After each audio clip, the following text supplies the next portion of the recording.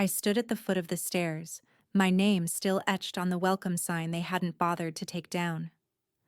My recliner was gone, my closet stuffed with my daughter-in-law's shoes. The guest room had a towel labeled, "Mom."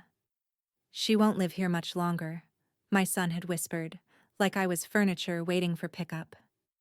After holding his fevered head through chicken pox, after signing for the mortgage when he couldn't qualify a loan, after giving up my own space to keep them from drowning, I was just a countdown. So I called a realtor and took back every inch they'd stolen with smiles. "We're about to begin, but if you'd like, share where you're joining from. It reminds me this story doesn't echo into silence. It lands somewhere real. Drop it in the comments and don't forget to subscribe." The air still smelled faintly like lavender and old dust. Helen stood in the doorway of what used to be her bedroom, the only room in the house that had once belonged to her alone. Afternoon light slanted across the floor, glinting off the full-length mirror now leaned against the far wall. Melissa's mirror. Next to it, 4 open garment racks sagged under the weight of coats, blazers, and shimmering cocktail dresses Helen had never seen before. Her old mahogany dresser? Gone. Her reading chair, the one she'd bought after her divorce from Mark and cried in more times than she could count, replaced by a white leather recliner that looked like it belonged in a Real Housewives confession booth. Melissa sprawled across it, legs dangling, cell phone in hand, chewing a piece of gum with rhythmic indifference. "Oh, hey Helen," she said, not looking up. "Hope you don't mind. Your stuff's in the garage. Ryan said it was cool." Helen didn't move from the doorway. Her hand rested against the frame, fingers curling into the wood. She wasn't sure if she was holding herself up or holding herself back. Ryan appeared behind her with 2 paper grocery bags. He gave a casual shrug as he passed. "You don't need it, Mom. Thought it'd make more sense to give Mel some space." She turned her head just slightly, just enough to see him sidestep down the hall toward the kitchen. "She won't live here much longer anyway," Melissa called out, tossing her hair over one shoulder. Her voice was light, like it was all just practical math. "What's the point of having a whole room go to waste?" Somewhere in the living room, someone laughed softly. Maybe Ryan, maybe Melissa's friend Dana, who was always here now. Legs curled up on Helen's couch like she owned it. The kind of laughter people give when they're playing polite or trying to make a moment pass quicker. The kind that only deepened the silence around Helen. She didn't say a word. She couldn't. Not without the threat of her voice cracking and letting too much truth through. So she held the doorframe tighter, thumb rubbing the same groove she'd made in the wood back in '99 when she was sanding it by hand after Mark moved out. She remembered staining it herself, feeling like she was rebuilding something that belonged only to her. Now, it belonged to Melissa's handbags. The recliner squeaked as Melissa shifted. "Oh, and if you find my steamer in one of your boxes, can you just leave it by the laundry?" "Thanks!" Helen's phone buzzed in her pocket. She blinked, slowly stepped back from the threshold and pulled it out. "Ruth. You okay?" She stared at the message. The text bubble sat on a background photo she hadn't changed in years. Ruth and Helen at the lake last fall, cheeks pink from wind, eyes squinting against the sun. That weekend had felt like a breath, like a world where she wasn't invisible. Helen typed out a response, then erased it. Behind her, Melissa's voice carried, "Seriously, though, if I don't have space for my stuff, how am I supposed to get ready for interviews? Like, this isn't a me problem. This is a square footage problem." Helen walked down the hall, past the guest bathroom where the faucet still leaked. Past the coat closet Melissa had already overstuffed with scarves and branded tote bags. Into the kitchen, where Ryan was sliding frozen garlic knots into the oven like he hadn't just gutted his mother's safe space and handed it over like leftover Tupperware. She opened the fridge, just to have something to do. Inside, 2 half-empty cartons of almond milk, oat milk yogurt, energy drinks, leftover sushi. None of it hers. He glanced over. Hey, don't forget, we're doing brunch at Melissa's parents' place Sunday. They want to talk about wedding stuff. You good with that? Helen closed the fridge. Slowly. Deliberately. She turned to face him, forcing her expression into something neutral. Sure. He smiled like it was all settled. She walked past him toward the back door. The porch light flickered even though it was still daylight. The screen squealed as it opened. Cool air hit her face, a thin slice of freedom she hadn't expected to feel so strongly. Her phone buzzed again. Ruth. Want me to come get you? Helen stared out into the backyard. The grass was too long. Melissa had said something about hiring someone, but no one ever did. She typed back, Helen. No. Not yet. Then she looked over her shoulder. Once. Melissa was laughing again. This time, with her whole chest. A rich, self-satisfied sound that didn't belong in Helen's house. Not yet, but soon. The kitchen was quiet again. Not peaceful, just paused. The garlic knot sat untouched on the stovetop. Helen didn't remember the oven timer going off.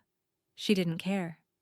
She lowered herself into the chair at the head of the table, the one she'd always sat in when she paid bills or filled out school forms. For years, this table had been the nerve center of the house, back when Ryan still called it her house. Now it was cluttered with grocery receipts Melissa left behind and a vase of fake peonies that had never seen a drop of water. Helen reached beneath the table and slid out the small gray lockbox she kept tucked behind a stack of cookbooks no one ever used. She set it on the wood and clicked it open. Inside, layers of paper, neatly rubber-banded and aging at the edges. Her financial spine. Things Ryan and Melissa wouldn't think to ask about, at least not yet. She spread the contents slowly, methodically. The routine gave her hands something to do, gave her mind something clean to focus on. Old pension statements, some dating back to the early 90s. Bank savings printouts from before everything went digital. A tattered envelope labeled in her own cursive, House Equity, updated 2016. Her pulse ticked faster, not from panic, but something else.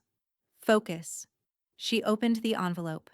Inside, a printout of the last equity assessment, her refinance agreement after Mark had finally signed the quitclaim deed, and a handwritten note she'd made in the corner. My name is the only one on this house. Helen exhaled. It came out shaky at first, but steadied by the end. They could move her things. They could replace her furniture. They could talk about her like she was a guest in her own home. But this house? They couldn't take what they didn't legally own. She glanced up. The clock on the microwave blinked off time, a minute behind the wall clock. Somewhere down the hall, she heard the hum of Melissa's flat iron heating up, followed by a thud, probably a shoe hitting the floor. Helen gathered the papers and organized them into quiet piles. One for equity, one for retirement, one for bank assets. Her hand stopped on a yellowed receipt from the roof repair in 2014. She remembered climbing the ladder herself just to watch the contractor work. Mark had called it hovering. Helen had called it making sure. The phone rang. She didn't flinch. Not this time. She picked it up and answered without checking the screen. Hello? Ruth's voice came through, crisp and immediate. Don't let them bury you, Helen. Helen blinked. Her fingers clenched around the receiver like she'd been handed a lifeline she hadn't realized she needed until just now. I won't, she said. No hesitation. She looked down at the deed copy in her lap. Her signature, inked in bold strokes, stared back at her.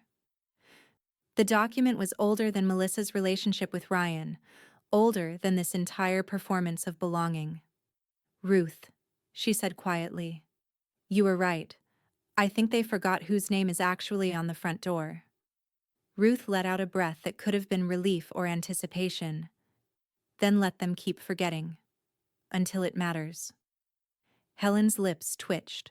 Not a smile, just a recognition of something forming inside her. The sharp edge of resolve. "I'm gonna make copies of all this tomorrow," she said. "Lock the originals somewhere they won't think to look." "Good," Ruth replied. "And Helen?" "Hmm? You're not stuck. Not unless you choose to be." Helen didn't respond to that right away. She stared at the papers, now neatly rebanded, and returned to the lockbox. It clicked shut like a vault, her past and her leverage folded neatly inside. In the hallway, she heard Melissa's voice, loud, animated. "No, babe, I'm not going to keep her out of the wedding stuff.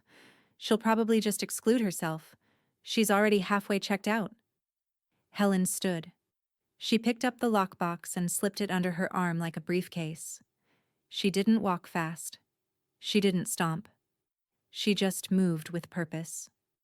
Through the kitchen, past the hallway. And straight into the bedroom Melissa thought she owned now. The cafe smelled like cinnamon rolls and burnt espresso. Ruth's signature combo. Helen sat at the corner table beneath the oversized chalkboard menu, the same table they'd claimed for years. Same warped edge, same view of the street where traffic hiccuped at the blinking yellow light. It should have felt like routine. It didn't. Ruth dropped into the chair across from her, untying her apron with one hand and slamming a ceramic mug onto the table with the other. A slosh of coffee hit the saucer. "Well?" Ruth demanded. "Tell me how bad it is before I go full Jersey on someone." Helen pulled the lockbox key from her coat pocket and set it gently between them. "They've taken everything but the foundation." Ruth scoffed. "That yours or metaphorical?" "Both." Helen reached into her canvas tote, unfolded 2 printed spreadsheets, and laid them across the table. She didn't speak for a moment. Just let Ruth see the numbers. Savings balance, pension rollover, house equity margin. Paper proof that she wasn't as cornered as everyone assumed.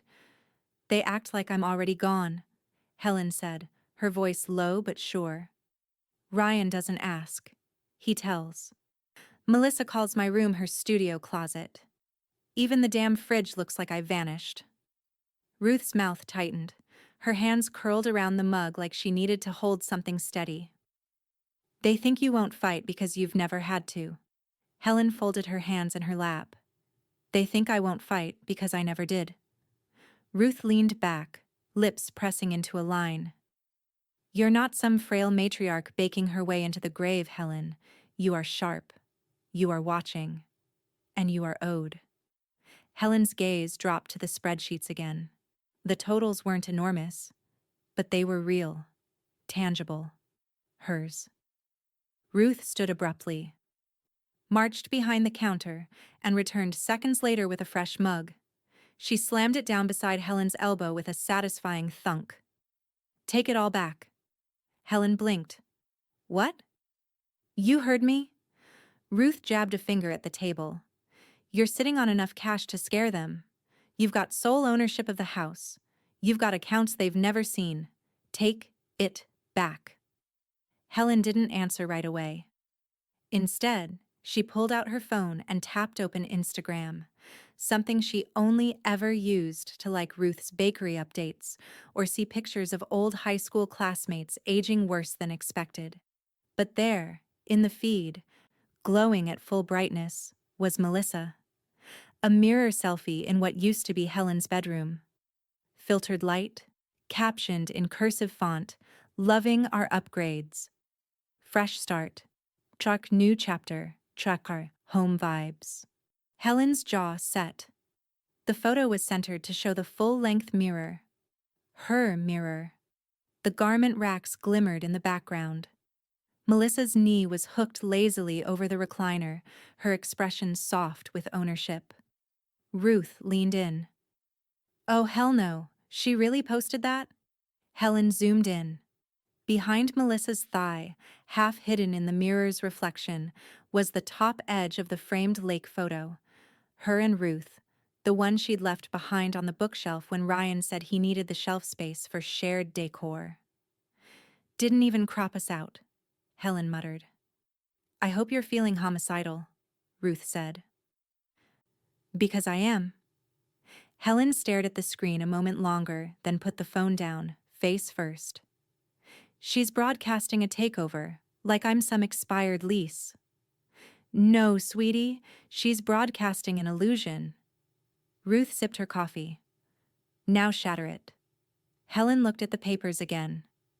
The numbers weren't just data, they were weapons. Quiet ones. Legal ones. And she'd kept them sharp for years. I need to move the originals, she said finally. Make sure they're safe before anyone snoops. Ruth nodded. I'll clear out a drawer in the office safe. Tomorrow. And I need to update my will. Make it clear. Atta girl. Helen sat back in her chair. For the first time in weeks, the weight on her chest shifted. Not gone, but repositioned, balanced. Something she could carry without folding under it. The cafe door jingled. 2 teens walked in, laughing, oblivious. The normal buzz of life filtered back in. I'm going to start small, Helen said, more to herself than Ruth. One move at a time. Quiet ones. The kind they won't hear coming.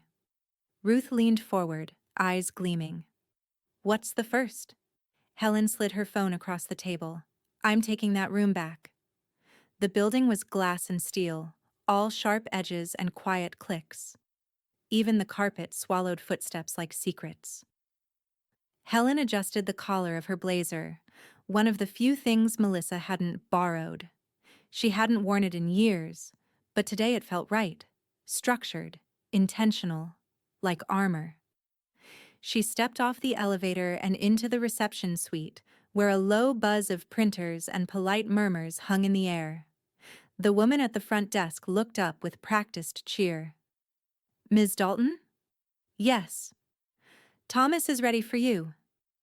Helen followed her down a short corridor to a private office tucked at the back. The door was already open. Thomas stood when she entered. Mid-50s, white beard trimmed sharp, eyes clear behind thin-framed glasses. He was the kind of man who always made space, but never noise, the kind who didn't fill silence with apologies. Glad you made it, he said, gesturing to the leather chair across from his desk. Janet will join us in a moment. She has the documents.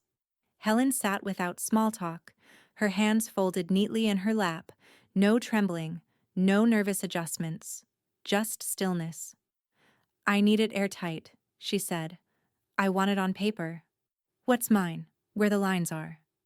Thomas nodded. It will be. A knock. Then the door eased open and Janet entered. Younger, efficient. Hair pulled into a high twist, expression unreadable. She carried a manila folder like it held something radioactive. Helen glanced at the folder as Janet set it down and opened it. 2 copies of the same document, clean, crisp, heavy with implication.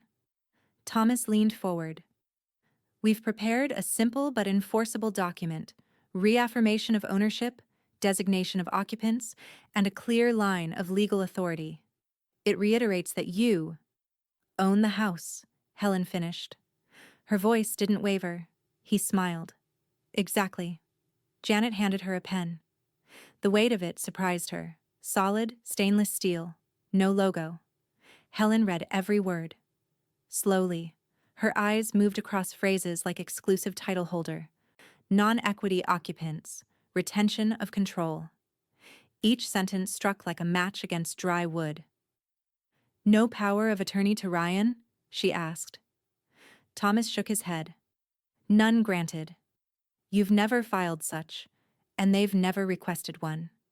And once this is filed, they're not tenants, they're not co-owners. They're guests in a property you own, and you control the terms of their stay. Helen's lips parted slightly. It wasn't that she hadn't known. It was that she hadn't heard it said aloud. Not like this. She picked up the pen, uncapped it, lowered it to the page, signed her name. Helen Patricia Dalton. No pause, no tremble.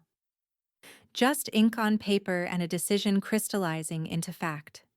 Janet slid the second page forward, And this one finalizes it with the county. You'll get a digital copy within 24 hours. Physical copy arrives by mail. Helen signed again. Janet took both documents, stamped the bottom of each with a heavy press that thunked like a gavel. Finalized, she said. As of this moment, it's fully recorded. Helen let out a slow breath, but it wasn't release. It was readiness. Thomas leaned back in his chair, arms folded loosely. You've been remarkably calm through all this. I stopped letting them decide how I feel, Helen said. That's when everything got clearer. Janet closed the folder. Do you want us to send a courtesy copy to your son? Helen looked up, sharp. No. Thomas raised a brow. I'll tell him myself, she said. When it's time. She stood, smoothed the front of her blazer, and took her purse from the chair beside her. The lockbox key inside pressed against her hand like a talisman. At the door, she paused. Can I ask you something? Thomas nodded. If I wanted to restrict access to certain rooms, including ones with my documents and property, could I? He exchanged a glance with Janet, then answered carefully. Yes. You're entitled to control access. And enforce that, legally, if necessary. Helen gave a small nod. Good. She stepped into the hallway. The door shut behind her with a gentle click, but the echo inside her felt loud, final, like a door closing on who she'd been the past year. Her phone buzzed as she reached the elevator. A text from Ryan. Hey, can we use your car for a Costco run? Melissa has like 6 returns. She didn't reply. Instead, she opened her camera, flipped it to the front-facing lens, and snapped a photo of the stamped document. No caption. She hit send. To Ruth. The table was set like it mattered. Melissa had gone all in. Chargers under the plates, mismatched stemware polished within an inch of its life, fake eucalyptus running down the center like a bridal catalog centerpiece. The dinner was her idea. A cozy little family night, she'd said, as if Helen weren't part of the furniture. Ruth's text came through just as Helen lowered herself into her chair. Delivered. They'll see it when they need to. Helen didn't reply. She just reached for her glass of water, lifted it calmly, and took a sip. One long enough to veil the faint curl of her lips behind the rim. Across from her, Ryan was already into his second glass of wine, talking fast like he always did when he wanted to fill space with authority. I mean, no matter what, this house will always be ours, he said, gesturing around like a tour guide. You grow up in a place like this, you just carry it forward, you know? Melissa nodded eagerly beside him, reaching for the salad tongs with manicured hands. We've already picked out what wall we're going to mount the wedding photos on, thinking a modern gallery layout, clean frames, matte finish. Helen set her glass down without a sound. We're also pricing out some closet upgrades, Melissa added, flashing her phone toward the table. On screen was a blurry Pinterest board, gold-trimmed shelving, velvet-lined drawers, mirrored doors. This designer does these custom floor-to-ceiling installs that are so worth it long-term, like real equity stuff. One of Melissa's friends, Dana again, clapped softly like they were at a bridal expo. God, I love your closet. It's a dream. Melissa beamed.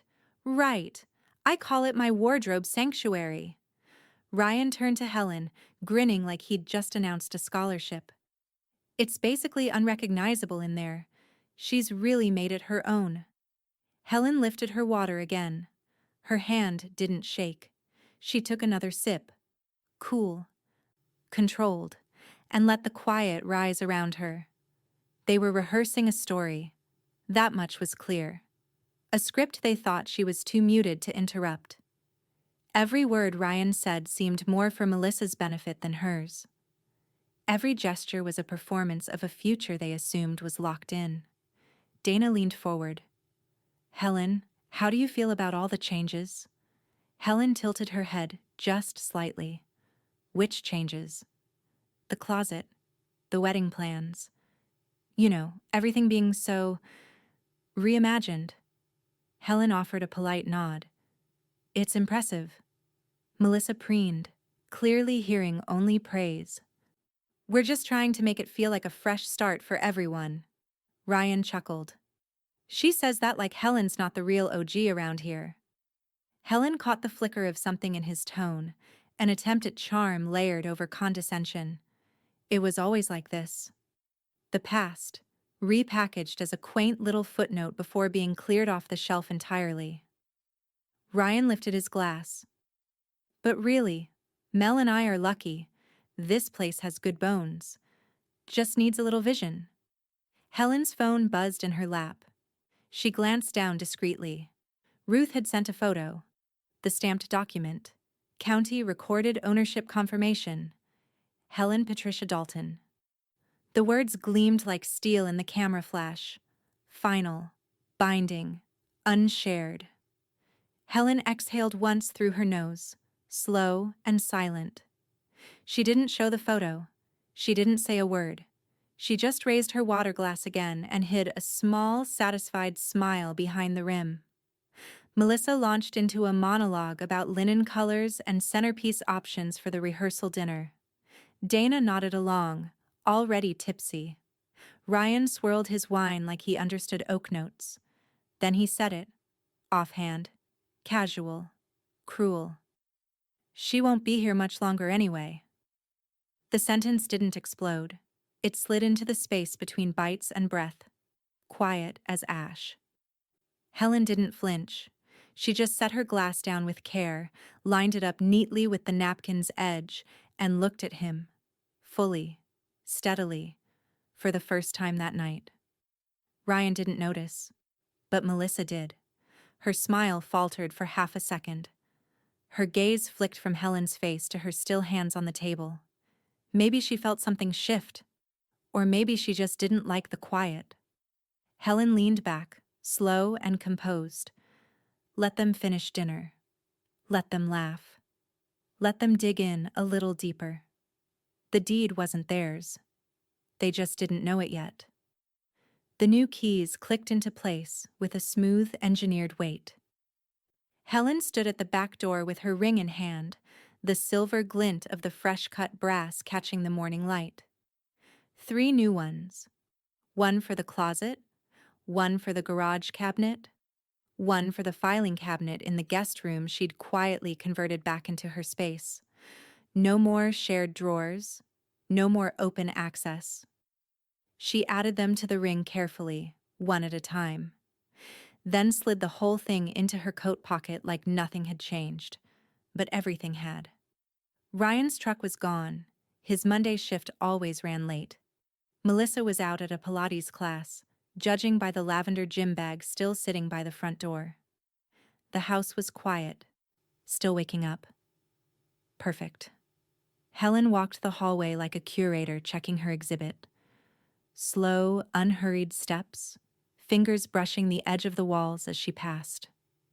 The photographs Melissa had mounted had shifted, off-kilter in their frames, like the walls were resisting them. She paused at the door. Her door. The once bedroom-turned closet sanctuary.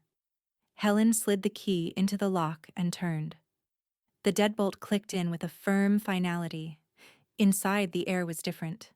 Still, like the room had been holding its breath, waiting for her to return. She stepped in and closed the door behind her. The mirror was still there, Melissa's glowing pride and joy, but now it reflected a different presence. The racks of clothes had been pushed to one side, tighter together, less staged. The recliner was empty. The bookshelf? Bare. Helen walked across the rug slowly, like she didn't want to spook the moment. Her fingers found the wood of the closet doors. Solid oak, the ones she'd sanded herself before Melissa was even in the picture.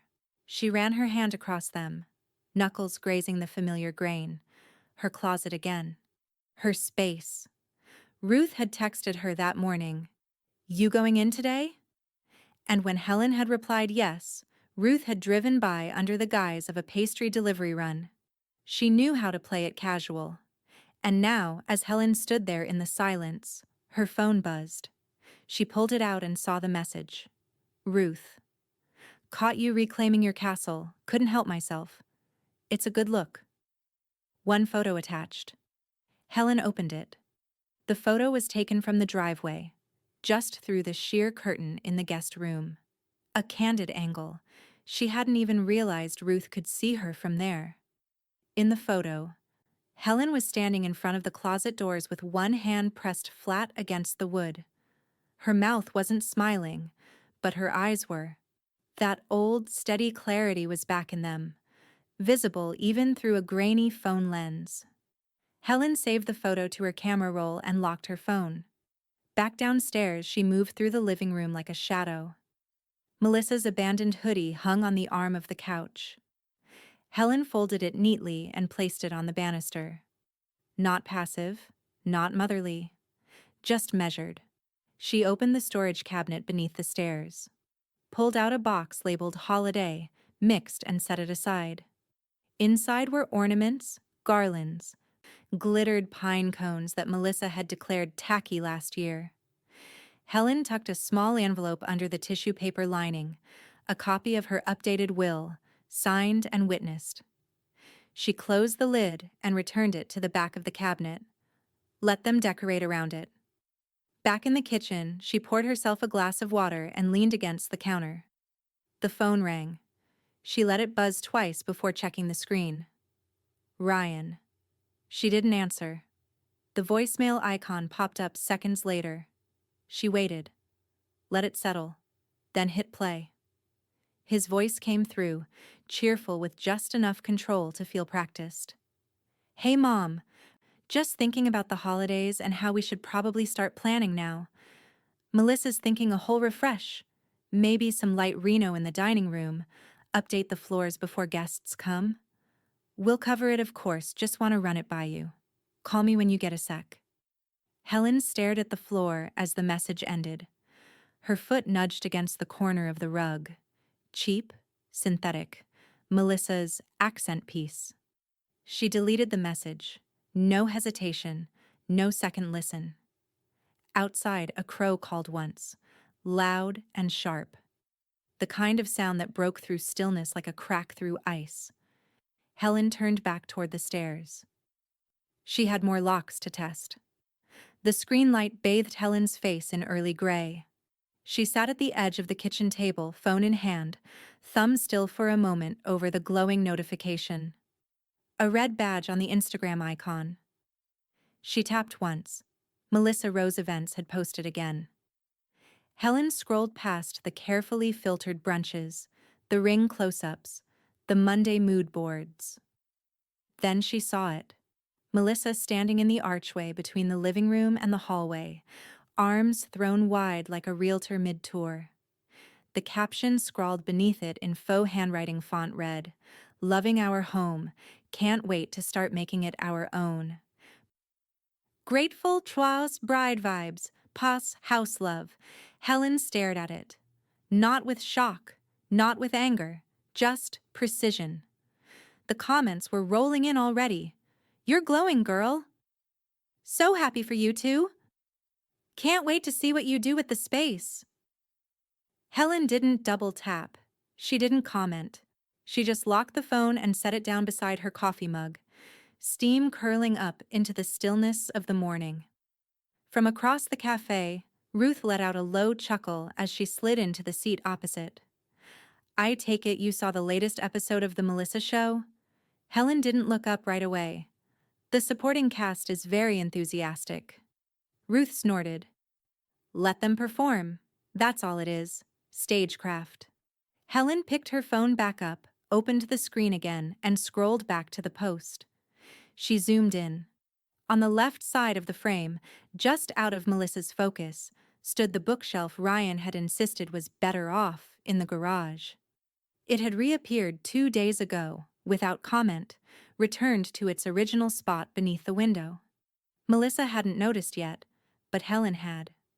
She closed the app again and looked up. They believe it because they need to. Ruth tilted her head. And when the audience realizes the lead doesn't own the set? Helen didn't answer. Outside the cafe window, a moving truck eased into the driveway next door. Two men in uniform began offloading boxes and staging props. Lamps, clean white linens, generic framed art. The house had been on the market for months. Now it was being scrubbed into neutrality for the open house. Helen watched the first few boxes disappear through the front door. Ruth followed her gaze. It's amazing what people pay to live inside someone else's story. Helen shifted in her seat and opened her tote bag. From inside, she pulled a blue folder with metal clasps at the corners, another set of papers, another piece of her quiet rebuild. Ruth raised an eyebrow. What's that one? Formal request for restriction of access, Helen said. Legally notarized, addressed to Ryan and Melissa. Hand deliverable. I'll serve it through Thomas's office. Nothing emotional. Just a boundary written in law. Ruth gave a slow nod. That's how we fight now, huh? No, Helen said, signing the top page without pause. That's how we win. She finished the signature, stacked the pages, and slipped them back into the folder. The men next door wheeled in a fake fiddle-leaf fig tree and a rolled rug that looked untouched by feet. The illusion was setting fast. Helen leaned back, folding her arms. You think it's strange? Watching other people stage something as if they own it? Ruth followed her eyes to the truck. Only when the real owner is sitting across from me. Helen smiled, small and without mirth. Her phone buzzed again. This time, a group text. Melissa. Thinking of doing gold hardware in the master bath. What do you guys think? Too much? Photo of a sink faucet with a heart filter. Ryan. Love it. We'll make it work.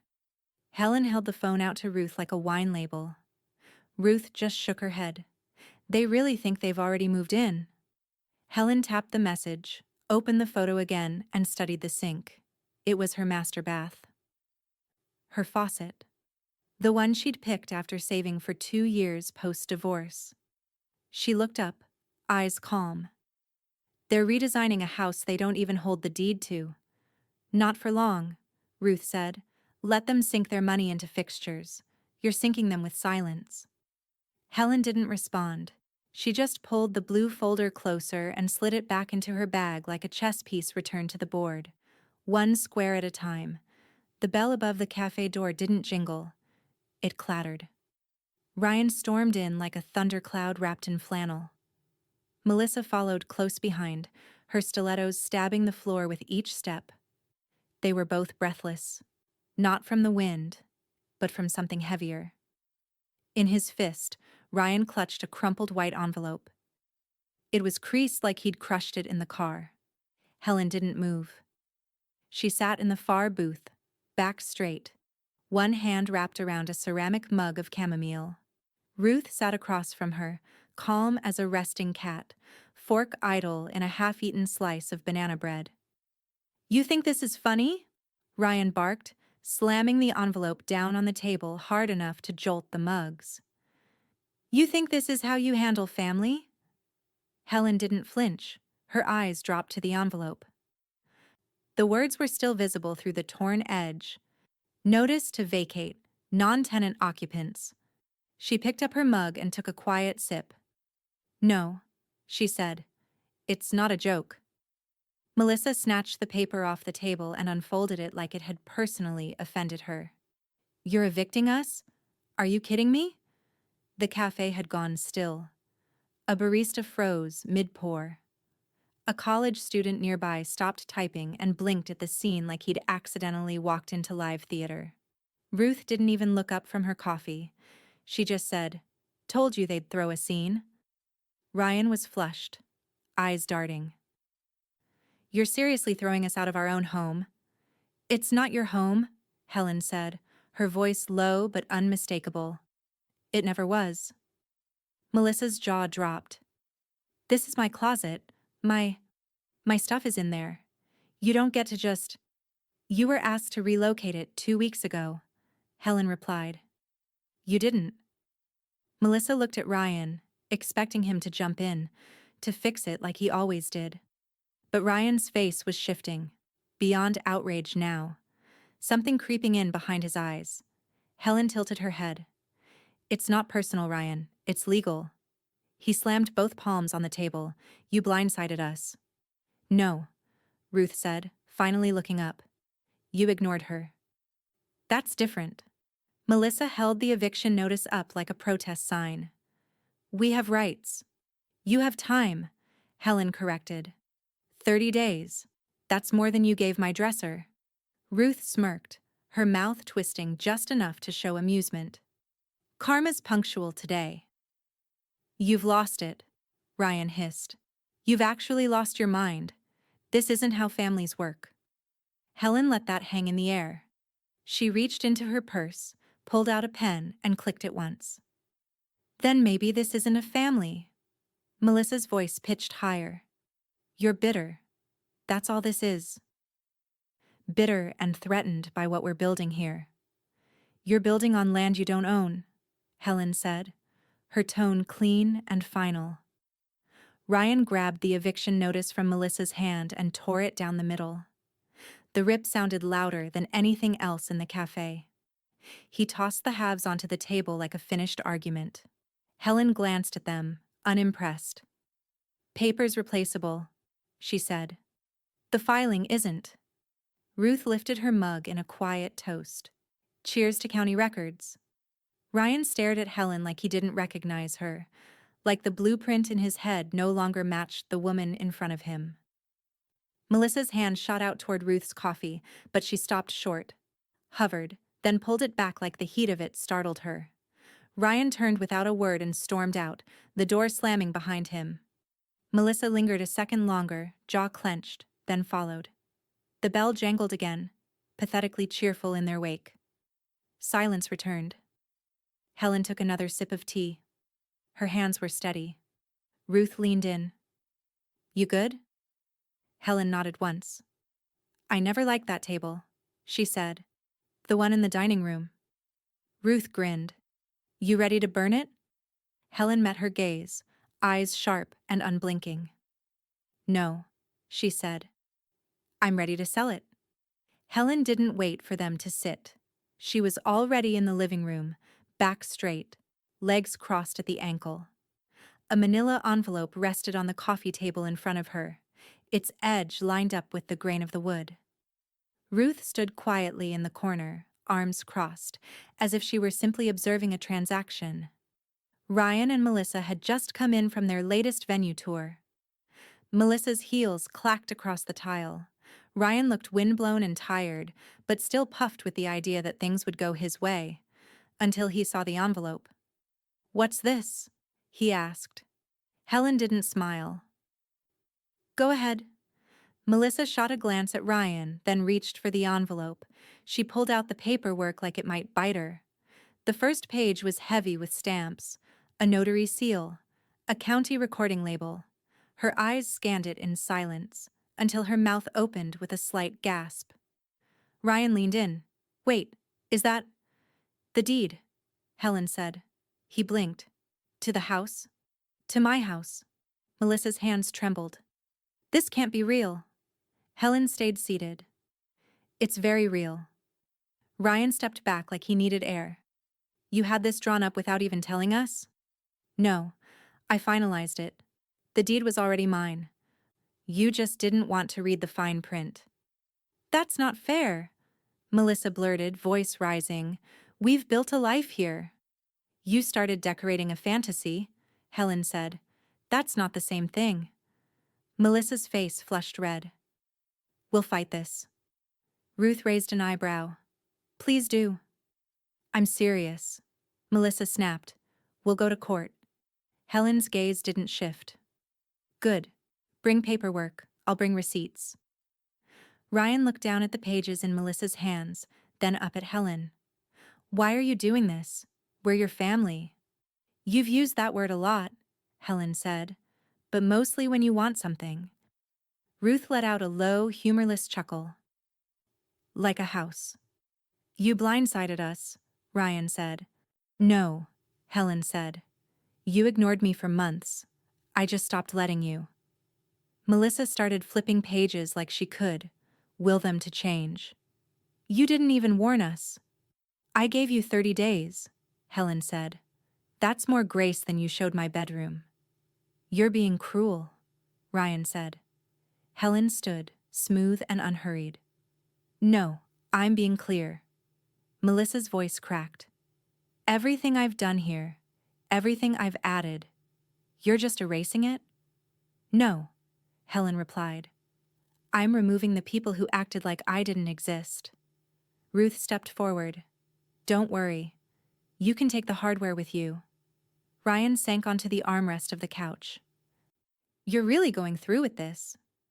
Helen walked to the coffee table, picked up the deed, and slipped it back into the envelope. I already did. Melissa crossed her arms. You're bitter. I'm awake, Helen said. You'll regret this, Ryan said quietly. Helen met his eyes for the first time. Not nearly as much as I regretted letting it get this far. Silence fell between them like a dropped curtain. Melissa opened her mouth, then closed it again. The paper in her hand fluttered slightly as her grip loosened. Ruth tilted her head toward the door. Show's over. No one moved. Helen stepped toward them, holding the envelope close to her side. You built a future in a house you didn't own, she said. And now the real owner is asking you to leave. Melissa finally turned toward the door, shoulders stiff. Ryan followed a step behind her. Neither said goodbye. The door clicked shut behind them. Helen stood for a moment, staring at the space they'd filled for too long. Ruth's voice broke the quiet. You okay? Helen nodded once. I'm more than okay, she said. I'm in control. The fire crackled low, soft orange light flickering against the stone hearth. Helen sat near it in her favorite chair, cushioned, high-backed, reclaimed from the corner where Melissa had once stashed her rolling garment rack. Her hands moved steadily, looping yarn around the needles in practiced rhythm. She was knitting again, not to pass time, not to disappear, to claim space. Stitch by stitch. On the coffee table, her phone vibrated. She didn't reach for it. Not yet. Across the room, Ruth stared out the window where fat snowflakes had just begun to drift down, dusting the edge of the porch in a delicate, temporary hush. You know what snow reminds me of? Ruth said. Helen looked up. People like Melissa, Ruth continued. Loud at first. Pretty, maybe, but not built to last. Give it a few days and it's sludge. Helen smiled faintly and dropped another stitch into place. The phone buzzed again. Ruth picked it up this time and turned the screen toward Helen. She's spiraling. Helen took the phone, unlocked it, and opened the notification. Melissa's latest post was already drawing comments. A photo of their old hallway mirror, tilted slightly, captioned, Betrayal is when someone you called family steals the future you built with love. Our heartbroken paonasao no toke heart truth will come out. Helen scrolled through the comments. What happened? Sending love, girl. You're so strong. She handed the phone back to Ruth. I don't think she understands the difference between ownership and occupancy. She understands, Ruth said. She just doesn't accept. There was a knock at the door. Not urgent. Just firm enough to be business. Ruth moved to answer it while Helen set her knitting aside, gently folding the yarn into her lap. When the door opened, cold air swept in, along with two familiar faces. Thomas stepped through first, brushing snow from his coat sleeves. Janet followed, holding a folder tight against her chest. She looked calm, competent, exactly as Helen remembered her. Evening, Ms. Dalton, Thomas said, his voice warm. You've been on my mind. Helen gestured to the armchair across from her. Come in, I've got tea. Ruth raised an eyebrow. And whiskey. Tea first, Helen said. Janet opened the folder as she sat. We wanted to deliver this in person, just to close the loop. Helen took the papers gently. The top document was stamped with the county seal and her name in bold. Helen Patricia Dalton, full title holder. Below that, confirmation of the filed eviction notice, the deed recertification, and the restricted access agreement. All sealed, all final. Thomas rested his forearms on his knees. They can't undo this, Helen, even if they try to scream you out of your own walls. Janet nodded. The filings are airtight. Their social media tantrums don't hold legal weight. Ruth gave a small clap. They're playing in quicksand and don't even know it. Helen didn't speak right away. She ran her hand down the edge of the final page like she was smoothing out fabric. A fire popped behind her, releasing a pocket of air and heat. I waited too long, she said finally. But I didn't act too late. You acted exactly when you were ready, Thomas replied. Janet slid a smaller envelope toward her. That's the last certified copy for your files. We'll hold backups at the office. Helen took it and slipped it into the side drawer of her reclaimed end table. Quiet, controlled. The way she lived now. Will there be pushback? Ruth asked. Thomas shrugged. Maybe, but it won't be legal. It'll be loud, petty, and public. Helen nodded once. That I can survive. The fire dimmed as the logs settled. Outside, the snow came down heavier now. The kind of fall that blanketed, not just dusted. Covered things. Hid messes. Or buried them. Ruth walked the lawyers to the door. Helen returned to her chair and resumed her knitting. She worked in silence. Save for the faint click of metal needles and the wind curling against the window panes. Her phone buzzed again on the table beside her. Another post. Another rant. She didn't check it. She just looped another row. Outside, the wind picked up. And somewhere inside the walls of that house, something finally began to quiet. The moving trucks arrived just after sunrise. 2 of them, long and white, idling curbside like sentinels. Their hazard lights blinked steadily against the frost-touched pavement, a quiet metronome to the morning's unraveling. Inside the house, Melissa's scream cut through the stillness like shattering glass. What the hell is this? She burst out the front door in leggings and a bathrobe, barefoot on the cold stone steps. Ryan followed seconds later, phone in hand, barking into it, though no one seemed to be answering. The movers didn't pause. They wore company polos and neutral expressions, the kind honed from years of dealing with every kind of domestic drama. One started coiling a rug, another unplugged a ring light and wrapped it in bubble wrap. A uniformed sheriff's deputy stood nearby, clipboard under one arm, sunglasses on despite the low winter sun. Calm, unmoving, watching everything. Melissa spun toward him. You can't just let them take our stuff. The deputy raised his chin slightly. Ma'am, it's not your stuff. You've been legally served. Ryan stepped forward, voice cracking. She didn't warn us this would happen. She did, the deputy said. You had 30 days. Melissa's voice pitched high. That notice was a bluff. Behind the second truck, Helen's car pulled into the driveway with unhurried grace. The engine went quiet. The moment stretched. Then the door opened, and she stepped out. She wore her winter coat, black leather gloves, hair tied neatly back. Her boots crunched softly on the gravel as she moved toward the house. In her right hand, a red folder. Inside it, copies of the deed, the eviction orders, the court-certified inventory list. All perfectly legal. All final. Ruth stepped out of the passenger side behind her, phone already in hand. She didn't say a word, just hit record. Ryan spotted her and marched forward. Mom, don't do this, don't make this ugly. Helen kept walking. No cameras, Melissa shouted, pointing at Ruth. This is illegal. It's public, Ruth said, without looking away from her screen. And delicious. Helen stopped in front of the porch steps, just far enough to force Ryan to choose whether to come closer or not. He didn't. She turned to the deputy and handed over the folder. He flipped through it with brief efficiency and gave her a tight nod. "All in order," he said. The front door opened again. A mover wheeled out Melissa's favorite accent chair, the ivory one she insisted was an heirloom, though it still had the price tag tucked under the cushion. Melissa gasped and lurched forward. "Be careful with that." The mover didn't respond. He just navigated the steps and rolled the chair toward the truck. Ryan's voice was lower now, desperate. "We didn't think you'd actually go through with this."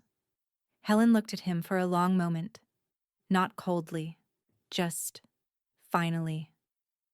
"I know," she said. "You're destroying your own family. I'm removing the people who treated me like furniture." Melissa was pacing now, arms flailing. "We've got rights. This isn't over. I'm calling our lawyer." "You don't have a lawyer," Helen said calmly. "You have a Pinterest board and a deleted voicemail. That's not the same thing." The deputy cleared his throat gently. "Ma'am, we'll need you to clear the porch so the team can move through." Melissa stared at him, wide-eyed. "You're taking her side?" He didn't blink. "I'm enforcing a court order." Helen turned back toward the driveway. Snow flurries had begun again, soft, scattered, sticking to the windshield of her car and to the hem of her coat. Ruth moved beside her, phone steady. "I'm getting every second of this." "Not for revenge," Helen said softly. "No," Ruth replied. "For record-keeping." Behind them, the movers brought out more. Boxes labeled guest bath, ring lights, a framed engagement photo, a broken acrylic jewelry stand. Melissa stood frozen, like she didn't recognize any of it. Ryan sat on the porch rail, shoulders hunched, staring at his hands. One of the movers approached Helen.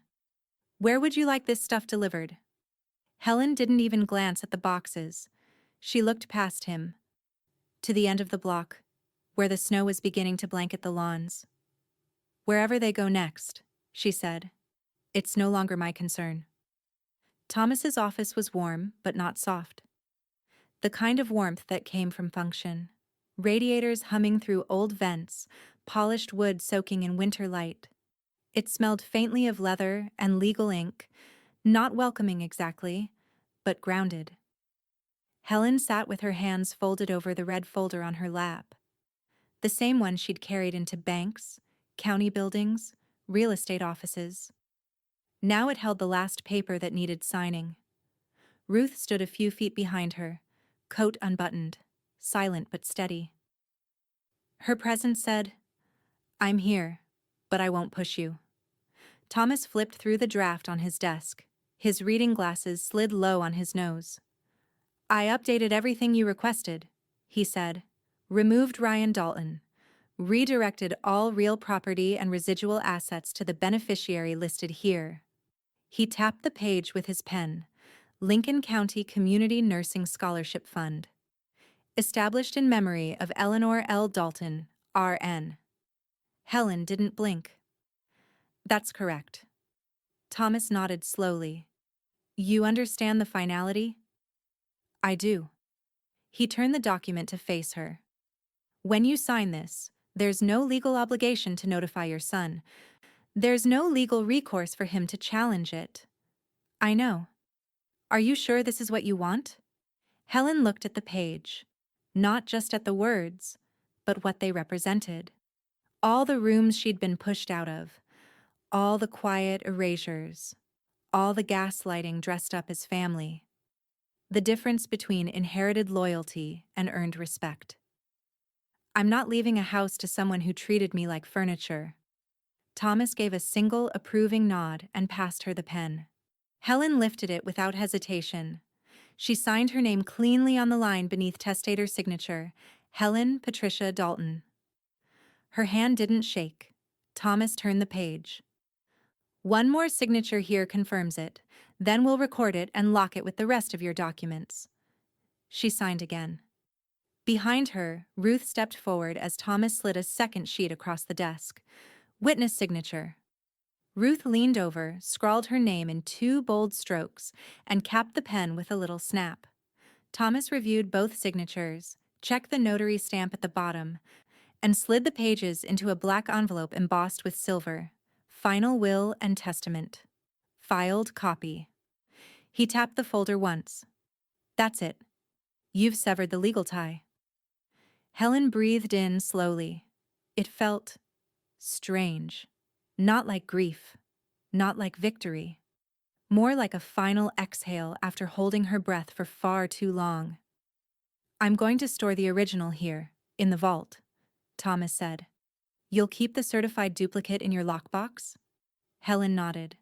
It's already cleared out. Room made. He gave her a long look. Not curious, just respectful. I see a lot of people write wills out of fear. You're the first I've seen write one from clarity. Ruth smiled at that. Told you, she's pure steel now. Helen stood slowly, still holding the envelope. Her coat hung open, scarf draped loosely around her shoulders. She looked like someone stepping into herself, not escaping something, but owning it. Thomas extended his hand. You've made a clear, generous decision. She shook it. Not generous. Just honest. Ruth held the door open for her. The hallway outside was quiet, lined with framed photos of past clients and letters of thanks. Helen walked past them without slowing. Outside, the winter sunlight was sharp and silver. The kind that didn't warm you but lit everything with brutal honesty. Helen paused on the steps, closed her eyes for a second. Let the air hit her cheeks. She breathed deeper than she had in years. Ruth came to stand beside her. How do you feel? Lighter. They walked together toward the car. The snow on the sidewalk was crusted over from the night before, but it crunched under their boots with each step. Final. Satisfying. Ruth tucked her hands into her coat. Why the scholarship? My mother, Helen said. She was a nurse for 36 years, never had much, but she helped people. Quietly, no spotlights, no hashtags. Just care. She'd be proud. Helen opened the car door, then paused. Ryan's never once asked about her, not even after she died. Melissa probably told him it didn't fit the aesthetic.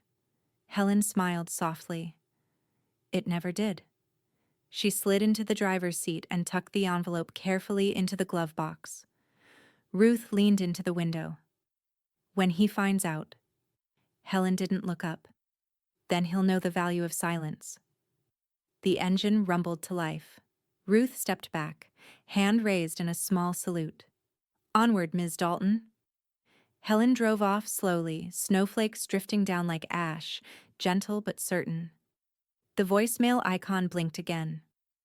Helen didn't press play. Melissa's voice would be there. Thin, breathy, maybe tearful. She'd left 3 messages already this week.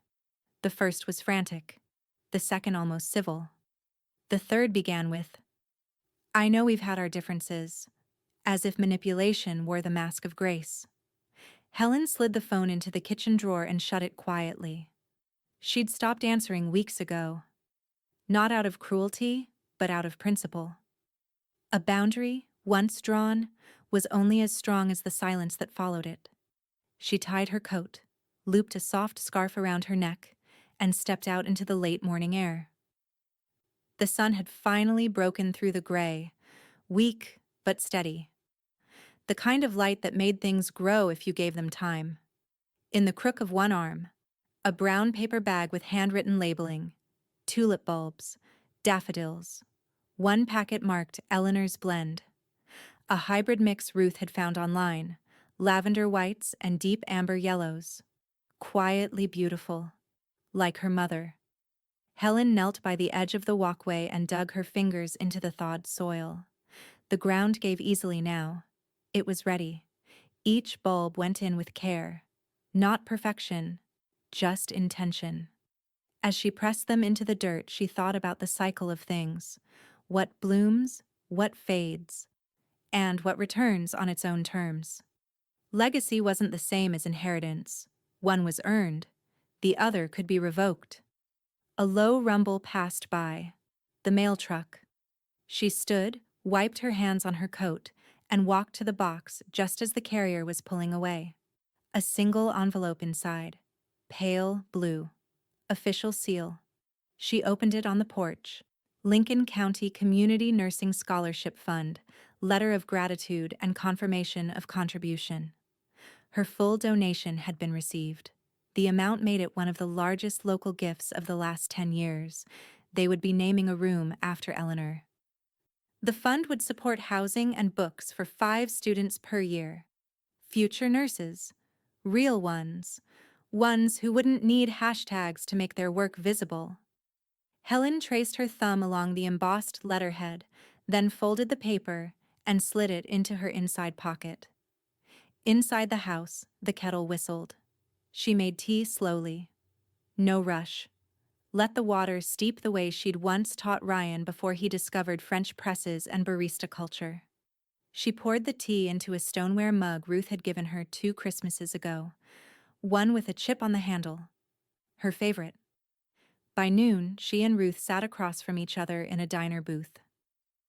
The kind with red vinyl seats and a laminated menu older than either of them would admit. No silver toasts, no champagne, just coffee. Ruth raised her mug with a sly grin. To justice. Helen clinked her cup softly against it. To legacy.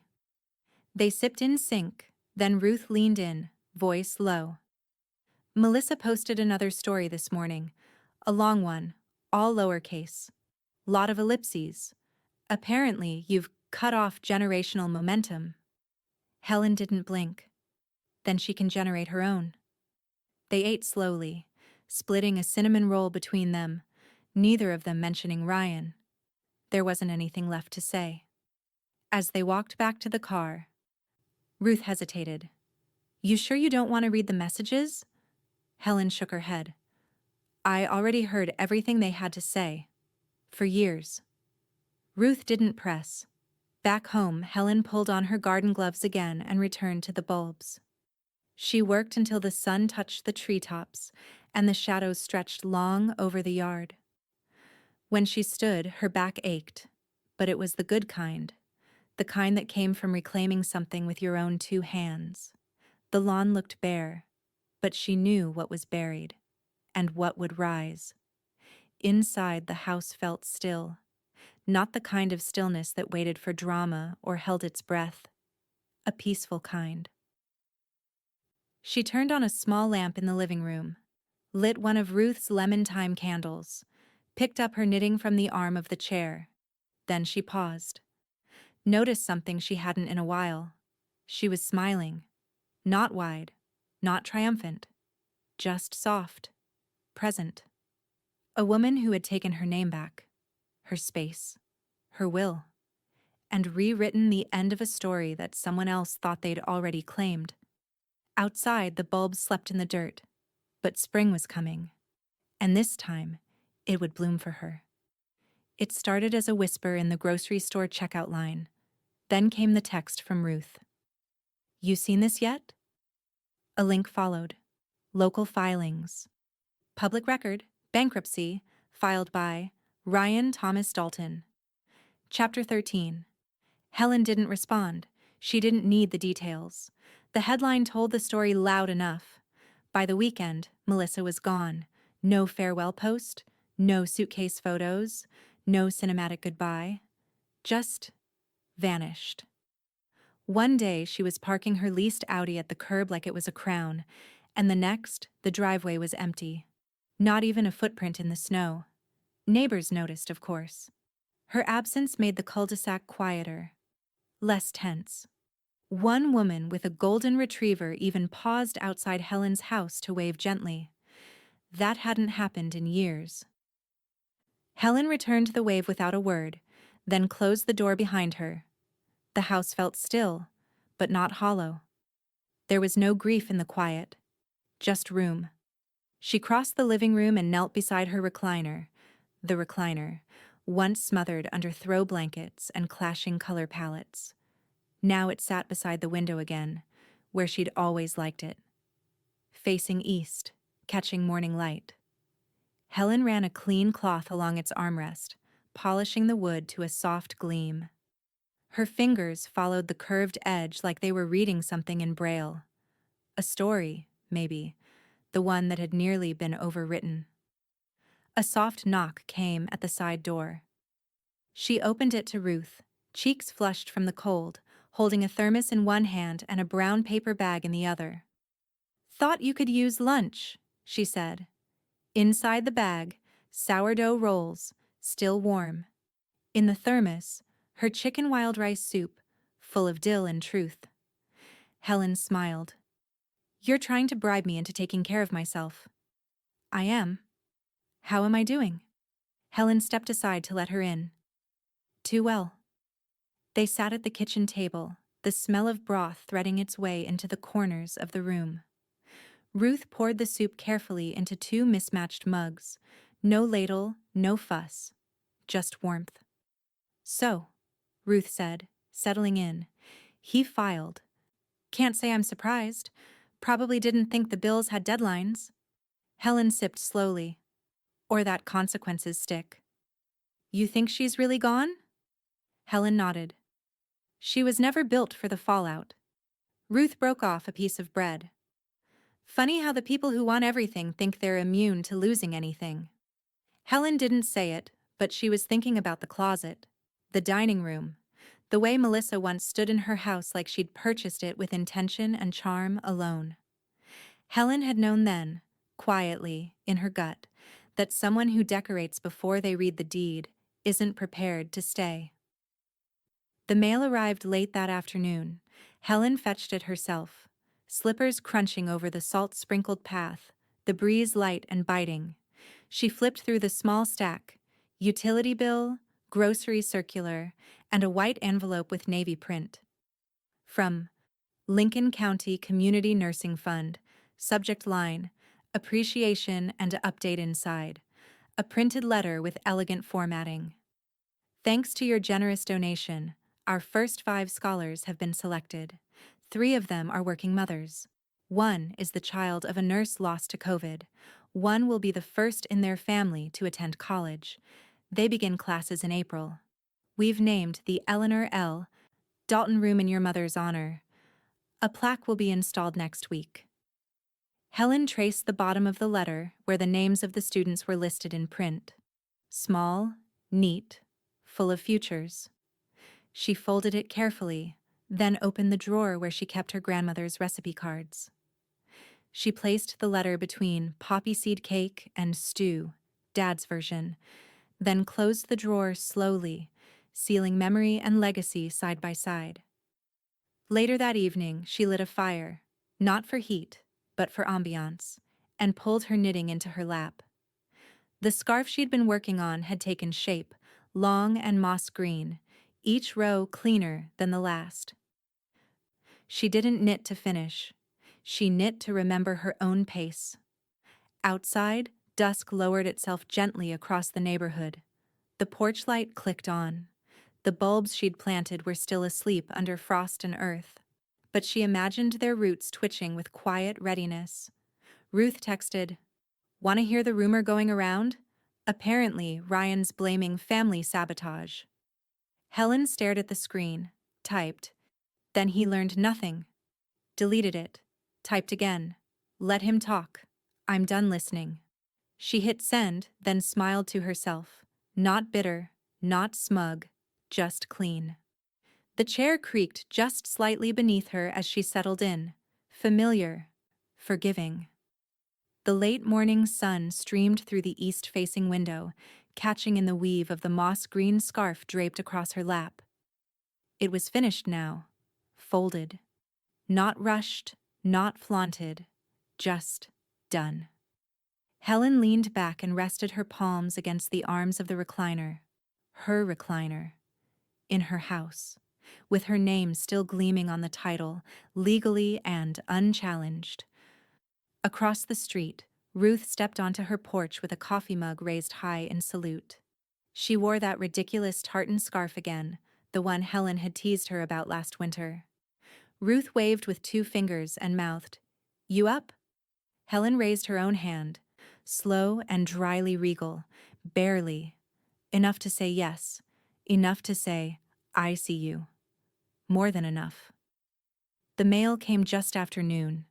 Helen retrieved it herself, coat unzipped, scarf loose at the neck. She took her time walking down the drive, snow crunching lightly beneath her boots, the sky pale and open above. 3 envelopes in the box. The top one, a cream-colored holiday card. The return address, Thomas C. Granger and Assoc. She opened it at the kitchen counter, fingertips pressing down the folds. Inside, a short note written in the careful cursive of someone raised to mind margins. Helen, no battles left to fight this year. Just peace. Earn the hard way. Happy holidays to you and your sanctuary. T. She smiled, folding the card once and placing it on the mantel, just above the fireplace. She didn't have a tree this year. She didn't need one. The house was already full, with light, with quiet, with her. The second envelope was a newsletter from the scholarship fund. A black and white photo on the front showed 5 students smiling under a campus sign. All of them holding books, all of them standing beneath a newly mounted plaque. The Ward Fund. In honor of Eleanor Dalton, RN Helen ran her thumb across the title. Ward, her maiden name. A name she had resurrected, piece by piece, from beneath all the years she'd been erased inside someone else's narrative. The article inside described the scholar's goals: pediatrics, emergency care, geriatrics. One was already volunteering weekends at the hospice center downtown. Helen didn't cry. She didn't need to. Instead, she tucked the newsletter behind the cookie jar on the shelf, where she could pull it out again when the wind howled, or when the silence got too wide, not as proof, as reminder. The third envelope was junk. She tossed it without opening it.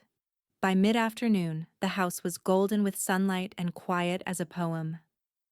She made herself a cup of tea, Earl Grey with honey, and took it back to the recliner, sitting carefully, setting the mug on the side table Melissa had once tried to repaint. Something fresher. Helen had sanded it back down herself. Oak again. Solid. True. She sipped slowly. Let the house breathe with her. No creaks, no voices, no apologies waiting to be wrung out of her. Just the hum of the furnace, the soft ticking of the hallway clock, and the distant laugh of a neighbor's child sledding down the icy slope. A knock came at the front door. Gentle. Just once. She opened it to Ruth, bundled in her scarf, holding a grocery bag and a smirk. "I brought you something wildly unhealthy," Ruth said. Helen stepped aside, amused. "Your seasonal guilt offering?" "Eggnog and salted caramels. Don't test me." They shared a plate of sweets at the kitchen table, unbothered by the mess of powdered sugar or the crumbs that clung to their sleeves. The light outside dipped low again, casting long shadows across the tile. Eventually, Ruth stood. "You locking up soon?" Helen nodded. "Just need a second." Ruth kissed her on the cheek and disappeared into the twilight. Helen returned to the front hallway, slid the bolt into place, and turned the key in the deadbolt. One of her keys. Not a borrowed one, not copied behind her back, not hidden under a mat. She stood for a moment, one hand still resting on the doorframe, and inhaled deeply. Crisp winter air, salt and pine, silence and safety. She stepped back, took one last look around the entryway, and turned off the porch light. Then, calmly, assuredly, she whispered to no one in particular, "They said I wouldn't live here much longer, but I took back every inch instead."